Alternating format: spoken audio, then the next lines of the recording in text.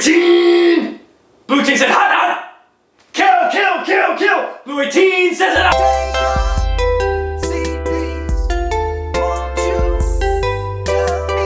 Ready or not, the NFL draft is coming to Pittsburgh. And to prepare, the city of Pittsburgh has been performing emergency cosmetic surgery on every visible square inch, making everything as neat and tidy for the anticipated 500,000 visitors. And to make room for all of these people, the NFL has some unique ideas to make the viewing experience as perfect as possible. In this area is where the NFL draft stage will sit.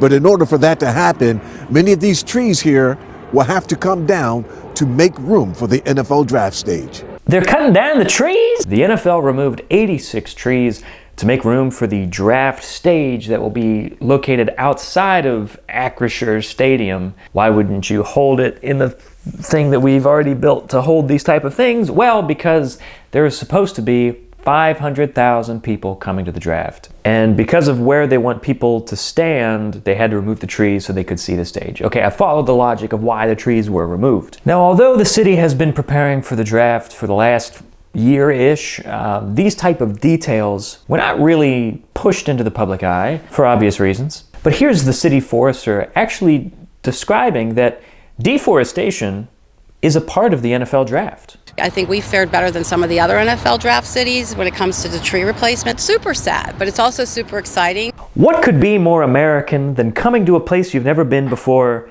asking them to change everything, and then leaving a few days later? The NFL has been removing trees as part of the draft preparation, not to relocate them, but to mulch them. And to anyone who's saying they're going to relocate the trees, they're not.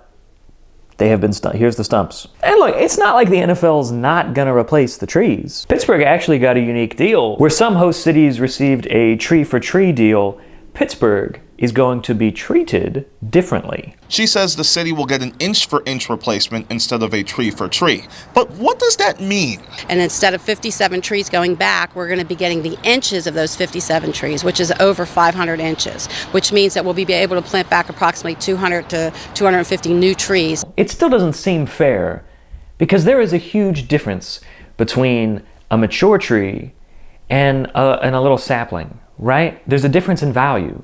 And I know what you're probably thinking. Those trees were Bradford pear trees. Bradford pear trees are a invasive species tree, and they were going to be torn down anyway, actually, and they stank and they smell like poo. Who are you talking to right now? Who is it you think you see? The trees that I recorded here that the NFL removed, these weren't Bradford pear trees. These were Gladitia tricanthus inermis, also known as the thornless honey locust, bitch. A native shade tree. You come for the king, you best not miss. Ready or not, the NFL draft is coming. There's going to be a lot of people. And we may not fully comprehend the environmental impact of this event for years. There are going to be private jets flying in to Pittsburgh Airport, to all the local airports.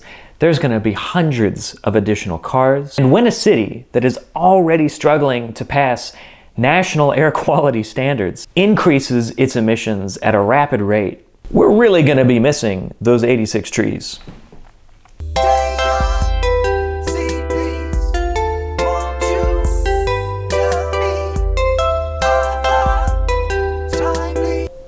What I know to be true, after all this, is that the people who come to visit Pittsburgh are going to fall in love with Pittsburgh, because Pittsburgh is a beautiful city. We have beautiful bridges, a variety of parks, a beautiful state park. That is true. But it is our responsibility to protect these things. And when visitors come, and when businesses come, and they change everything, and they rip up our trees, it's our responsibility to film them, ask questions, and make sure they do what they say they will do.